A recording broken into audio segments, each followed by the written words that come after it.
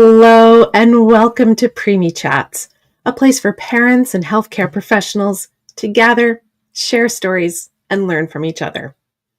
My name is Jenna Morton. I'm one of 3 co-hosts who present this weekly series on behalf of the Canadian Premature Babies Foundation.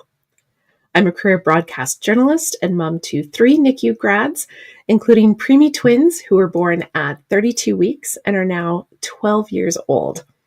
I live and work in Mi'kma'ki outside of Moncton, New Brunswick. Preemie Chats is the creation of the Canadian Premature Babies Foundation. The foundation is a parent-led charity that helps families during and after their NICU time through education, support, and advocacy. You can see our website there on the screen, canadianpreemies.org. I hope that you will take some time today or after this weekend to visit the website. You will find all kinds of resources, links to our previous Preemie Chats. We have 3 years of these fantastic discussions there for you. We have our podcast episodes, handbooks, all kinds of information. But most importantly, you will find ways to connect with a community of parents and professionals who are working together to help our children thrive. Well, as I said, this is a parent-led foundation. Very much we are parent focused. We would love to know if you are a parent who's joining us, where you're joining us from in the comments. If you are a grown preemie, if you're a healthcare provider, whatever it is that brings you to us today, we would love to know why you're joining and where you're joining from. So please let us know in the comments where you're watching from. And as we go through today's chat, please feel free to share your comments and your questions for our guest in the comments section. We will have an opportunity at the end of the presentation to take some of your questions and your stories. Well, today we are going to begin a series of presentations with Candi Edwards, exploring how to provide culturally safe care for First Nations families, particularly today in the context of pregnancy and birth. Candi is well known for her work in advocacy at the regional, provincial, and national level. She's currently the Director of Approaches to Community Wellbeing at Sioux Lookout First Nations Health Authority. She has decades of experience in healthcare, including 15 years with the Ontario Native Women's Association's Aboriginal Healthy Babies, Healthy Children program. Welcome to Preemie Chats, Candi. Thank you, Miigwech. Okay. Thank you so much for joining us today. I know you have a presentation prepared for us, so I'm going to turn the screen over to you and watch along with everyone else at home. Okay, lovely. Okay, just confirmation that you can see my slides. Okay, I'm going to take that as an assumption that you can.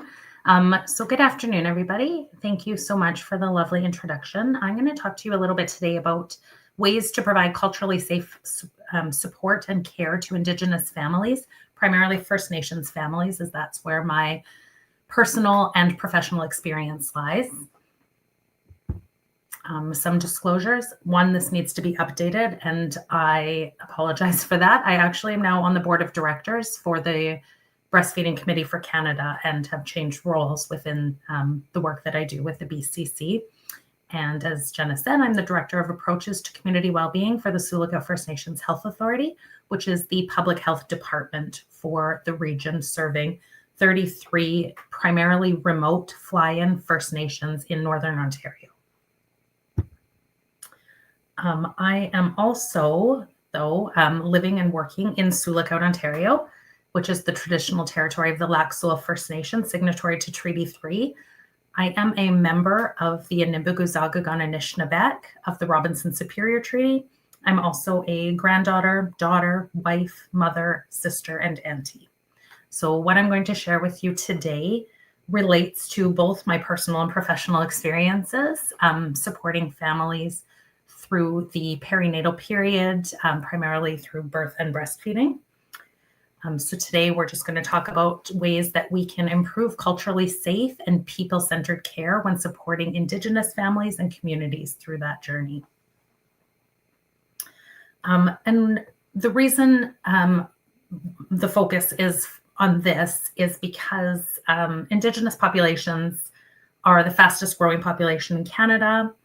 The rate of growth is more than 4 times the growth rate of non-Indigenous populations over the last 15 or 20 years. So they're a younger population, therefore more likely to be in their childbearing years. The average age in Indigenous populations is 32.1 years compared to 40.9 years in non-Indigenous people.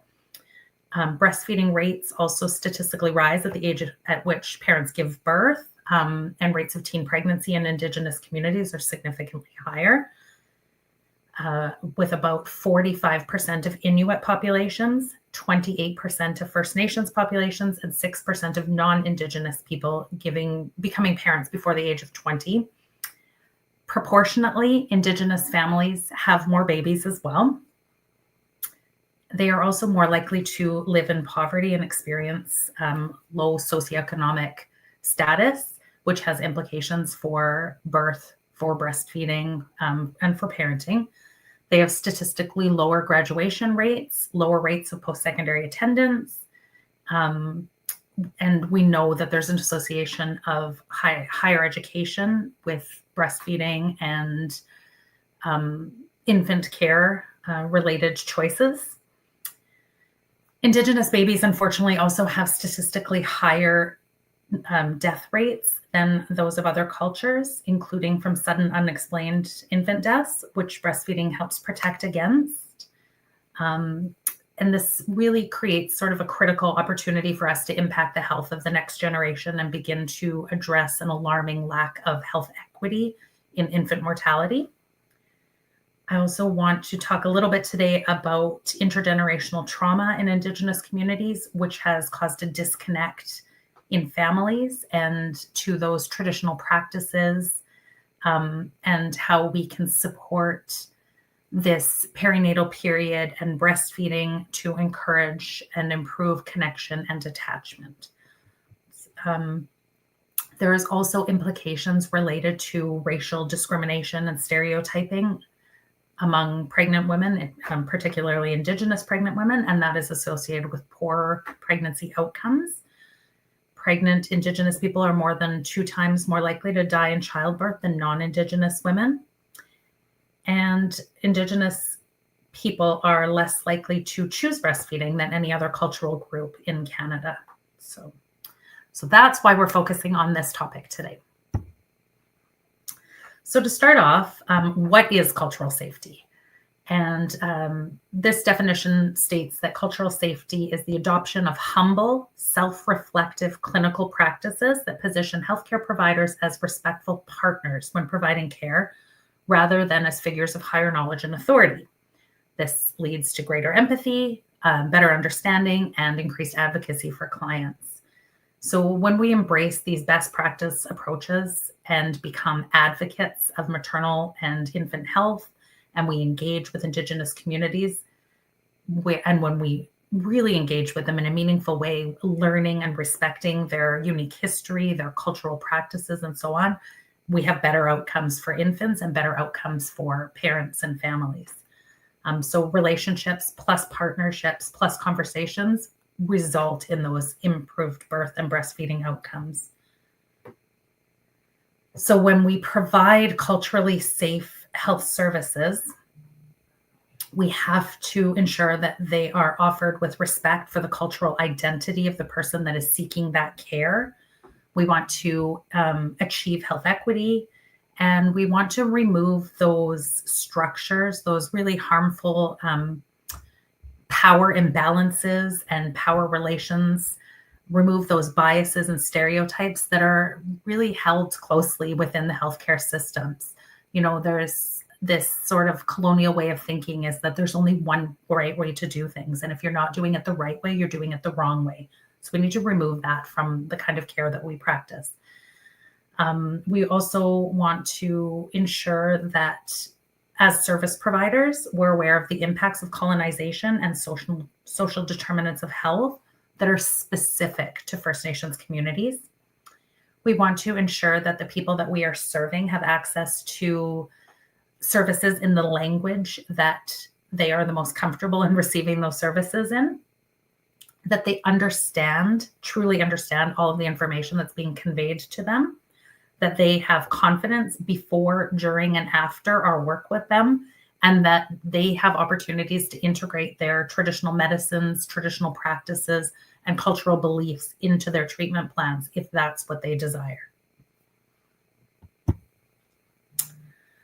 So why Indigenous cultural safety? Indigenous people in Canada face the greatest health and social inequities, the least access to services, and a unique history. So we're going to touch a little bit on that unique history. I think it's really important I should have actually included a map of the region that I provide service to. As I said, our organization provides service to 33 First Nations communities, primarily remote with no road access. So they're air access only, or sometimes on winter ice roads over lakes and through the woods in the wintertime.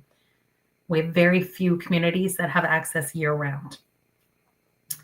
So I want to share a little quote with you before we move to the next slide, that we have to consider the history and ongoing effects of colonialism in Canada.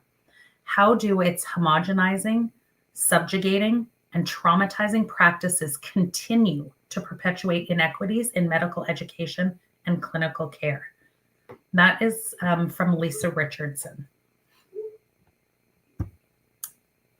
So for culture, colonization, and health. So just, to set the stage, there were residential schools in operation in Canada between 1857 and 1996. I just really want you to stop and reflect a minute on 1996. This is not history. We are absolutely serving people that attended residential schools, and that there are lingering impacts of the family members of others that have attended residential schools too. The aim of residential schools were to assimilate children into Canadian life, to take the Indian out of the child. It was very common for the children that attended residential schools to suffer from physical and emotional abuse.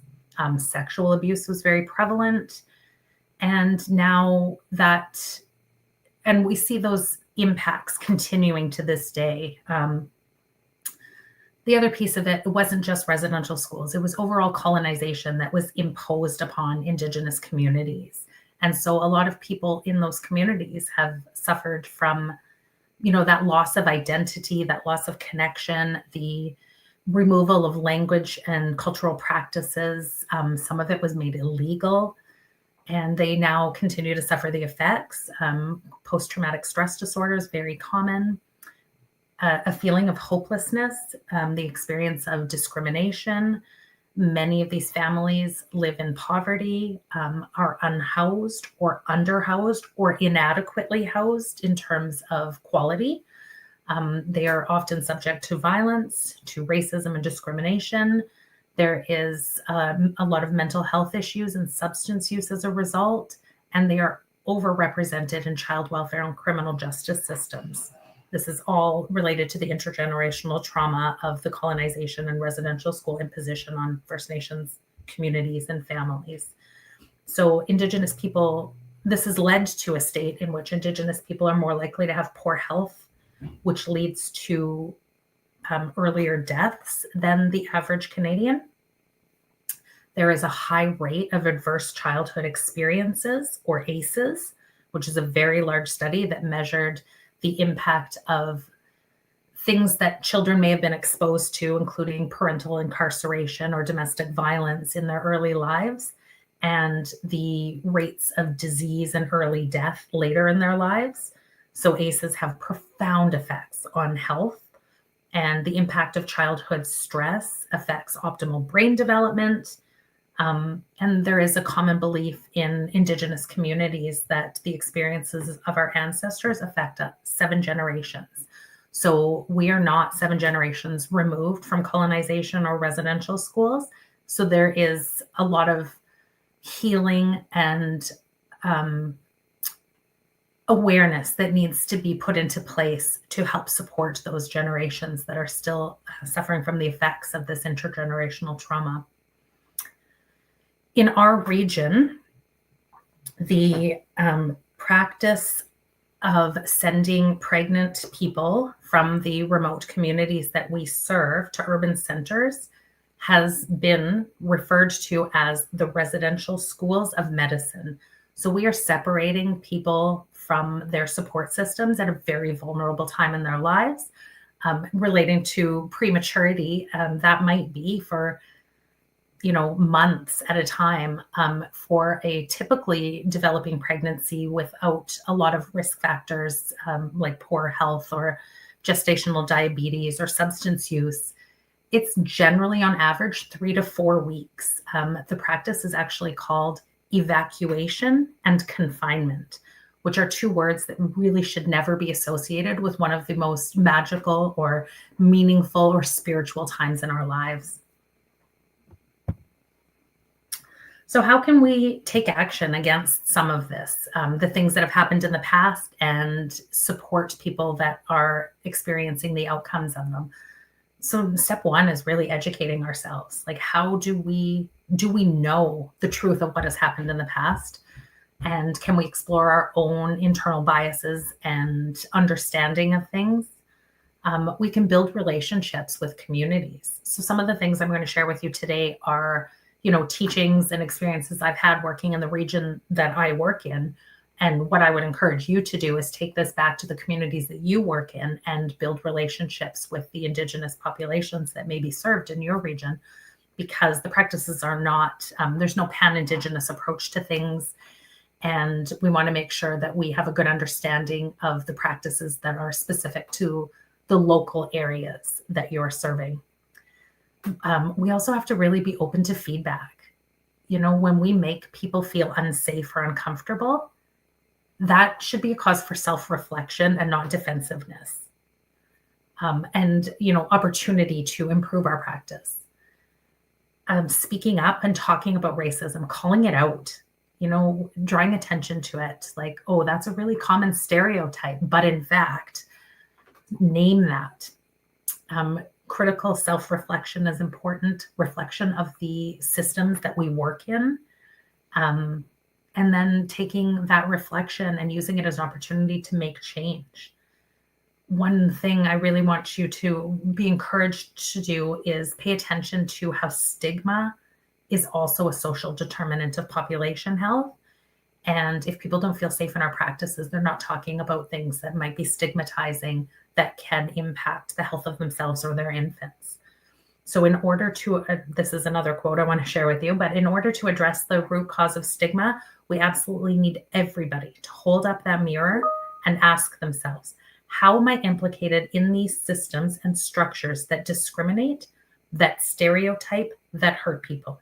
How can I be an agent of change?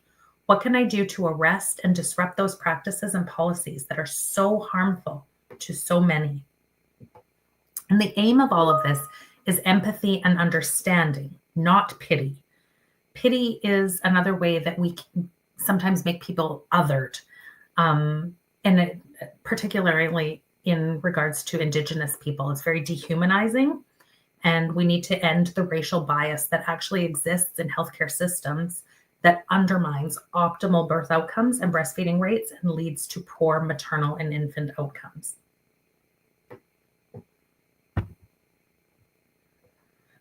So more ways to take action. So working towards dismantling paternalistic systems. And I'm just going to give you a little bit of a few examples of this. So things that we hear sometimes from parents around, my doctor wouldn't allow me to do this.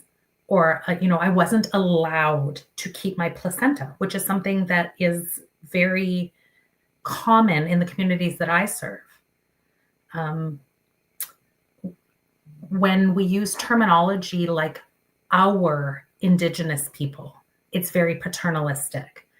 Many families may feel in our practices that they're being informed of the way things are going to proceed in terms of their birthing experience, their breastfeeding choices, rather than being treated as people who have some choice or some control over their care. Even when our time with people is limited, it's really important to ask about what the family's wishes or preferences are. In terms of avoiding fear and shame-based decision making, so I already spoke to the fact that Indigenous people are disproportionately overrepresented in the child welfare system. So Manitoba, as an example, has the highest rate of newborn apprehension in the world. I've witnessed one newborn apprehension in my life, and I hope never to see that again. It was very traumatizing for me. I can't imagine the birthing parent and their experience, let alone the newborn. A newborn and their parent are a dyad, and separating them is very damaging when it's not necessary. So how do we interrupt those systems that cause that? So there's a lot of fear and shame-based decision-making that goes along with feeding choices, that goes along with alcohol use or other substances, including prescription substances. There's a lot of stigma and therefore fear and shame-based decision-making that is associated with poverty and financial issues. So we really need to ensure that we're not trying to scare people into doing what we want them to do. People who use substances face a lot of barriers and are less likely to seek healthcare. So if they're coming to us for support, it's really important not to damage that relationship. They're very much less likely to access early or even late prenatal care, treatment, and other services. So they encounter a lot of challenges when accessing health services. So we have to find ways to help them feel like they belong in our care spaces and that they're safe. They are more likely to have their babies apprehended, but they don't get the support that they need during pregnancy or in the postpartum period. There is the Canadian Harm Reduction website states that infants usually do not return to the care of their mother within the first year of life if they're apprehended at birth.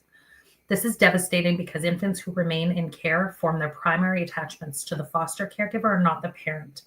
The majority of child development and bonding occur within the first year of life. Any subsequent plans to reunite children after primary bonds have been established are within the realm of creating further duress and developmental impacts to the child. So we've ripped that child away from their parent, and now we're ripping that child away from their substitute parent. This newborn apprehension rates being so high in our country, particularly in Manitoba, we have to consider the impacts on the abrupt end to breastfeeding. Is there another way? Could we keep them in the hospital longer? Create safety plans. Many provinces are moving away from birth alerts, which is something that is set in the child welfare system to let them know this person is expected to deliver approximately around this time. So they're prepared to abduct, I almost said, but honestly, maybe a Freudian slip, to take that baby away from its parents as soon as it's born. These child apprehensions are very traumatic, and they disproportionately affect Indigenous families. So when we look at examining and challenging restrictive policies, there was a history in this country of forced sterilization of Indigenous women in particular, and often without their consent and often without their knowledge. So they didn't know why they weren't having more babies. There are forced evacuations, as I said, that evacuation and confinement policy prenatally, and then until the baby is deemed well enough to return to community with the parents. So that removal of birth from Indigenous communities has been legislated in some cases. Evacuated women often stay in hotels or hostels while they wait to deliver their infants, which removes the opportunity for, home births with Indigenous midwives as an option. Those choices are taken away from them. These mandatory policies have a cascade of negative social consequences, including decreased breastfeeding. This critical period of time when people are preparing to give birth and begin breastfeeding is interrupted by having to deliver their babies away from their primary support systems. Poor maternal and infant health outcomes are exacerbated by inadequate access to health and social services in community that resulted from historical and ongoing forms of colonization. Another policy that maybe you're aware of, but is very commonly used or applied against Indigenous people in the area that I serve, is that in 2017, there was finally the addition of an escort being permitted when pregnant people were evacuated from their communities and confined. Until 2017, they were not able to have an escort with them to deliver their infants. So many women were forced to birth alone, when in traditional Indigenous practices, birth was often a community event. It was attended by grandmothers, by aunties, by traditional midwives, and helpers that offer support. Another restrictive policy for many years was that if you were a status First Nations person, you were only eligible for one breast pump, which was a hand pump, per lifetime. So you might have 7 babies over a period of 20 years, and you were to keep that breast pump from your first infant to use on your 7th infant. So very restrictive in terms of coverage and things like that. So we really want to ensure that the policies of our healthcare systems and the programs that we use to support families reflect the needs of the communities directly and are culturally appropriate. We want to place the control where it belongs, with the birthing person and their family, and offer and respect informed choices, even if they don't align with our own personal beliefs. We want to ensure that the materials that we're providing to families for education are reflective of the population that we're serving. So that's posters, pamphlets, videos, and we want them to, reflect maybe the racial makeup of the population that we're serving, but also, families look very different now than they used to. So can we ensure that some of our materials are not just depicting, same-sex married couples, opposite sex married couples, that they're racially diverse, but also diverse in family makeup.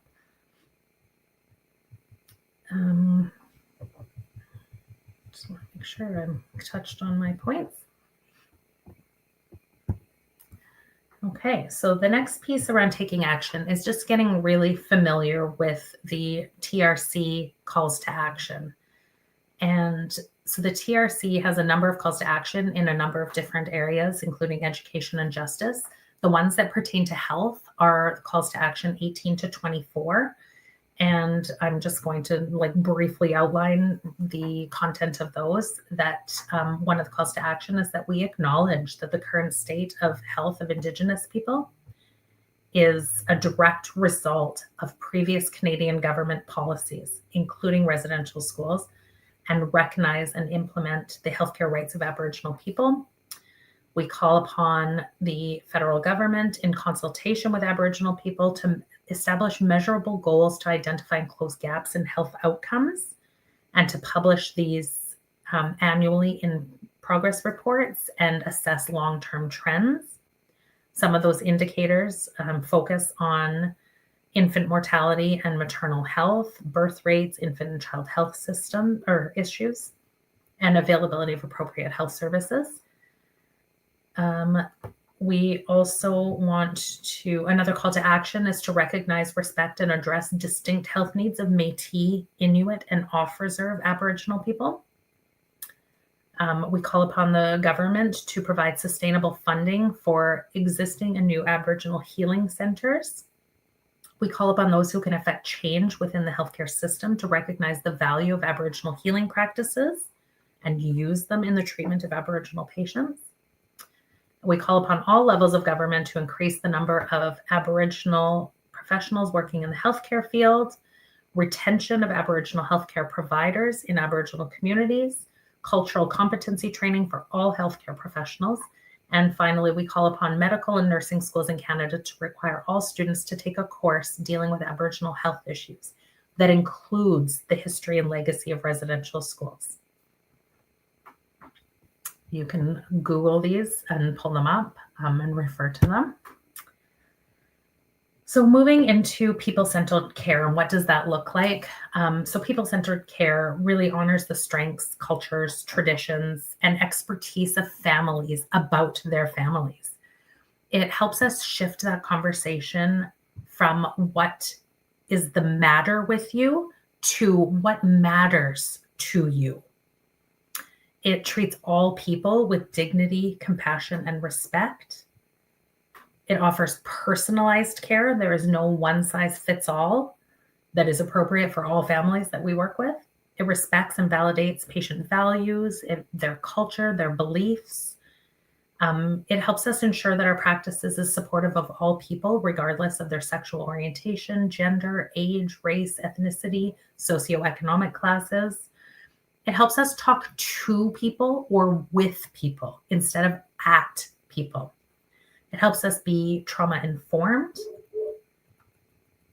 And it helps us remember to not make assumptions, especially those based on race or culture, but also those based on past experiences. So sometimes we see this in the healthcare system where we assume that,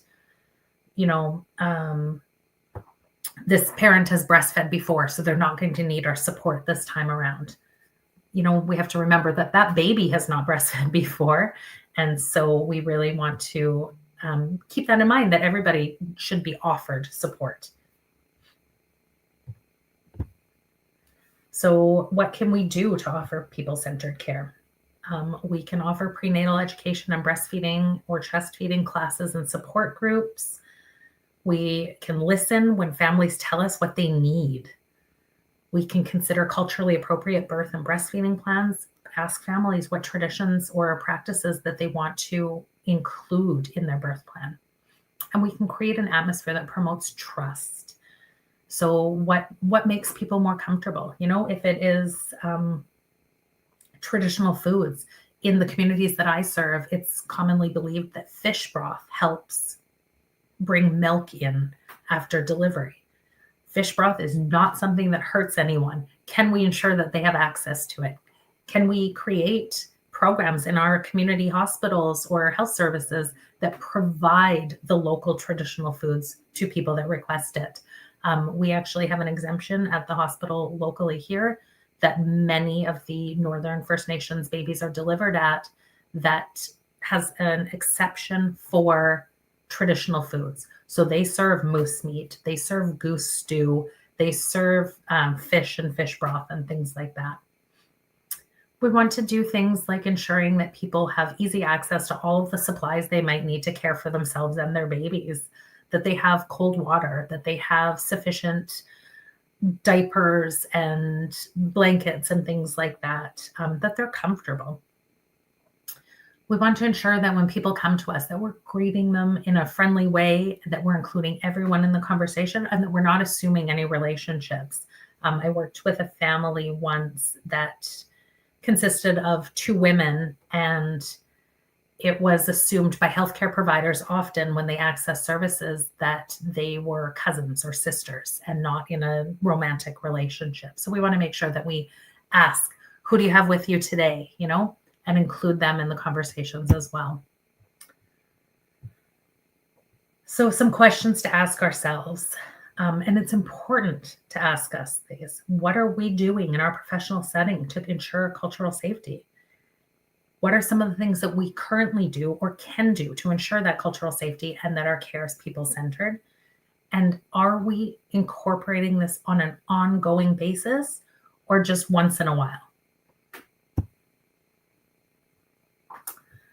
The next way to offer more culturally safe healthcare is we want to keep in mind that when we're not providing that culturally safe care, it has impacts, poor health impacts on families, poor health outcomes.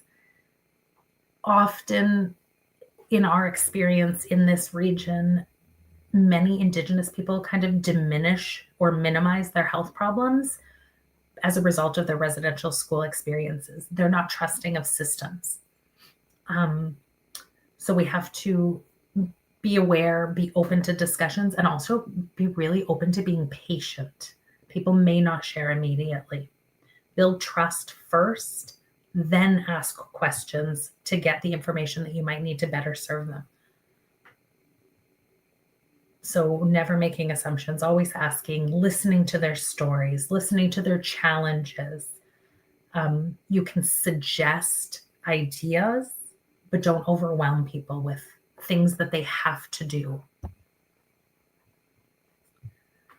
So that self-examination piece, what are your own values? What assumptions do you have around pregnancy, around birth, around infant feeding, around choices, around all of those things in the perinatal period?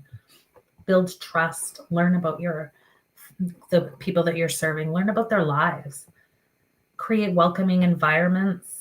Some things that you might want to consider doing is having some art that is reflective of the culture of the people that you're serving. If smudging is a cultural practice in the First Nations or Indigenous people that you do serve, is there a space within your facility that's permissible? Sometimes it's really helpful to have the spaces in which we're meeting with families in a non-clinical setting feel less institutional.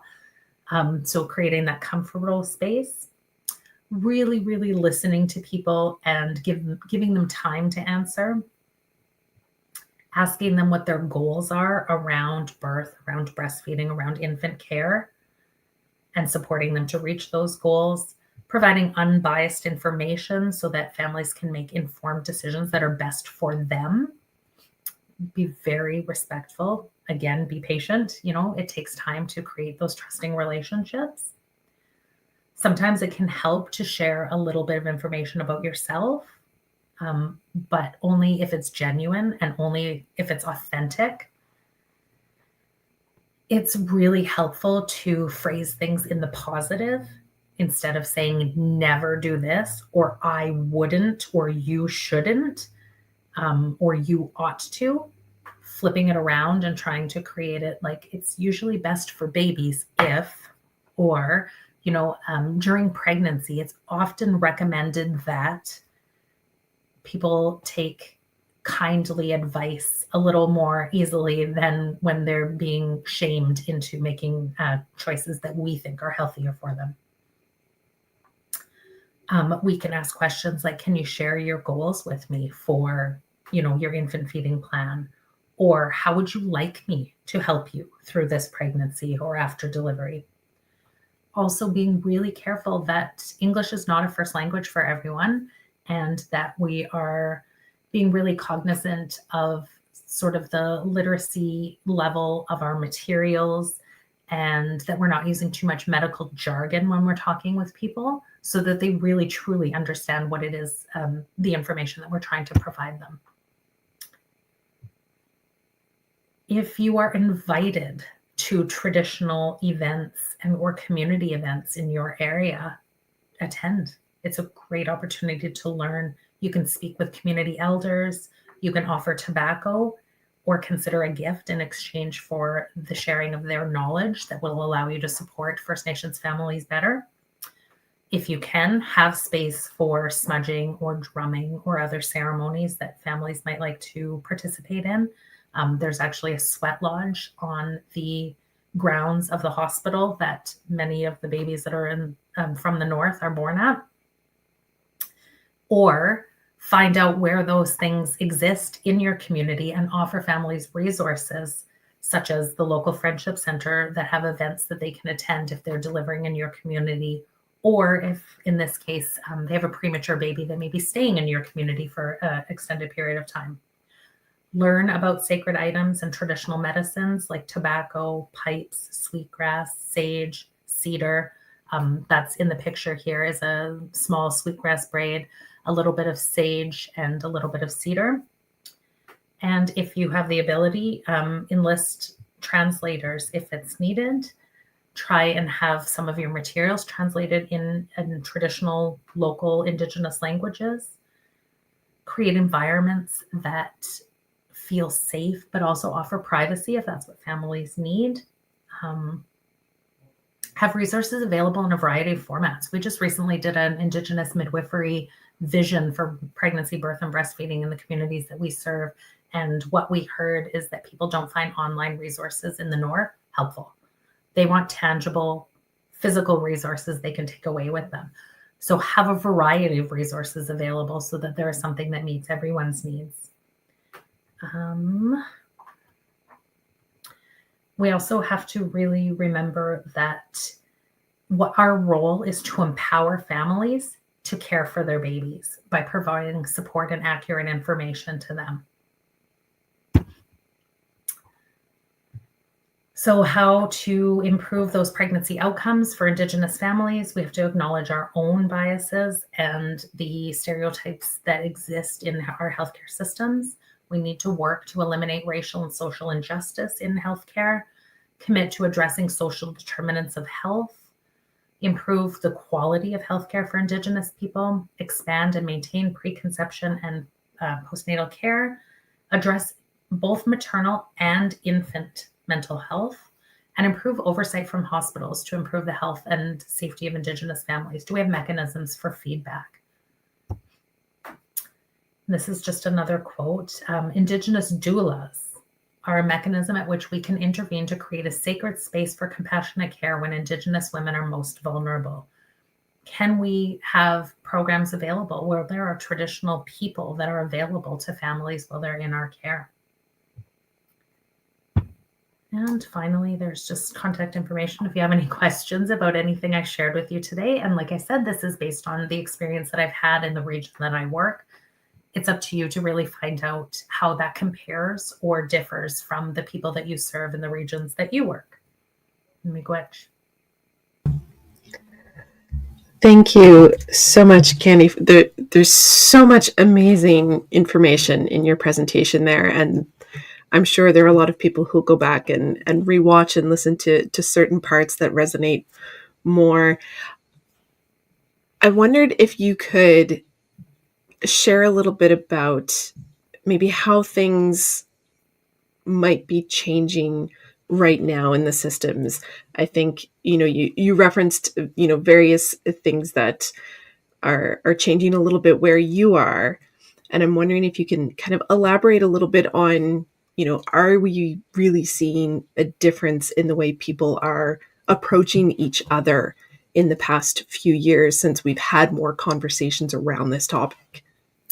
I think that's a really great question, Jenna. And like I said, most of my experience is the families that I serve in this region. However, I do a lot of work that is national as well. And as one example of, I think, making some headway to understanding that the way that we have been offering programs and services and resources isn't working for Indigenous communities. It's not up to us to change Indigenous communities. How do we change our approach? So I was involved with the Breastfeeding Committee for Canada Quality Improvement Project that looked at tools and resources for 25 hospitals across Canada. And it was a 5-year project. How do we, data collection and training for healthcare providers and things like that? And how do we improve that so that potentially those hospitals could get closer to baby-friendly designation, if that was what they were working towards? And throughout that whole project, I often would say, okay, but what about First Nations families? Or how are we ensuring that Indigenous families are supported through this, and so on and so forth? And more recently now, we are about to actually embark on another project very specifically. What tools and systems can we create that directly support Indigenous families in Canada? Because the ones that we have haven't been working. So that's on a national level now. We're looking at, it was initially going to be very First Nations focused because that's who we had on the research team. We now have Inuit and Métis researchers as well. And maybe those tools look different for those populations. There's no pan-Indigenous approach. Like, you have cultural awareness in your hospital. That's the other thing I think I really want to draw attention to, is that there is no destination in terms of, cultural competence. It is a lifelong journey, And all of us should be working towards it. I know I am, and I'm a First Nations person that's very connected to my community and to my family and to the communities that I serve. And I don't know everything there is to know about being culturally competent or the practices of communities and things like that. And so it's a journey and not a destination. And it's our obligation, I think, to continually work towards that. I think that's so powerful for everyone to remember that these aren't check marks on a box that we can go through and say, oh yes, now we know how to do this. This is going to be a continuum that we are all traveling along, and we, whatever groups are in your community that you might be serving, whether they're First Nations and Indigenous or they're other cultural groups, these conversations and these steps that you provided in your presentation, I think are applicable to whatever community you're serving, because they're based on wanting to understand and respect the person in front of you. Exactly. That's exactly it. There's no one size fits all. You now have accomplished cultural competence. We are all in this, we're all in this together. And so what can we learn that will enable us to support others better? And lots of that, and I think I spoke to it many times through my presentation, is self-reflection as well. It's not external resources or enlisting, a community elder all of the time. It's, how can I improve the way I offer care to the families that I serve? And I wanted to ask you about that specifically, in the sense of, a lot of people who are watching this with us as we're talking, are likely in some kind of provider role, and, are thinking, okay, I'm not in a position where I can change my entire institution. I might not even have control over being able to bring in, some of the things that you mentioned. What tips or advice do you have for someone about what are the small, important steps we can each take to try to bring about a little bit of change? So I think, educating ourselves is step one, and that is part of our professional development, is having a better understanding of the populations that we serve, and potentially like the historical traumas and experiences they've had that in our area have really led to a lack of trust in medical systems. There is a history of experimentation on Indigenous children, like unethical, dangerous, really damaging experimentation. And so now people that observe that or experience that, are they likely to come to us in a way that, they feel safe, or that it's an environment that they trust? No. So it's about, I think those small steps really are about, like, you can't necessarily create a space for smudging in your hospital. That requires, ventilation systems and fire marshals and all kinds of different things. But can you talk to a family and say, what are some practices that are important to you that we can try and find space for within this birth plan, or while we're supporting you through your infant's NICU journey? And I think, honestly, it's really, that's very simplistic, but it's so powerful and it's so meaningful, because it shows that what is important to the family is also important to us. I think it's interesting, doing these preemie chats and talking with families who are, like my family was years ago in a NICU in those moments. Personally, I was very lucky. We live close to our hospital. I didn't have to be separated from my family even for that experience. And to try to extrapolate that and think of, there are so many people in this country that, even if they want the service, have to leave home for it. And then there are some, like you point out, who aren't even given the opportunity. They're told they have to do this. Just, it boggles the mind that we still put so many restrictions on individuals and separating families in so many ways. And it's very encouraging, though, that we get to have these conversations to try to remind people why it's so important not to have separation of infant and parent, but also parent and community. Yes. That's, we're removing people from their support systems. And I feel then in many ways, then we have an obligation to help them connect to other support systems and that we are part of them. Yeah. Well, like you say, to really ask those questions and to think about what connection means for different people, and that, yes, just having, a resource online is not necessarily helpful to someone who lives in a remote area that doesn't have fantastic, internet connections or digital literacy. And that, there are a lot of us out there who still like a piece of paper in our hand for many reasons. Yes. Or, a direct connection with a person that will sit down with them and explain things and things like that. So yeah. I want to thank you again, Candi, so much for taking the time to join us. I know there's been a lot of folks stayed with us the whole presentation, watching along, and hopefully they'll reach out if they have additional questions for you. And I know that you're going to be back for some other talks coming up in the future as well. So we appreciate you sharing your knowledge and your wisdom with us. Well, Gitchi Miigwech for inviting me, and I look forward to the next time that we sit down together. Thank you. And thank you to everyone who has been watching along with us today. As I said, Preemie Chats is here every week at 1 p.m.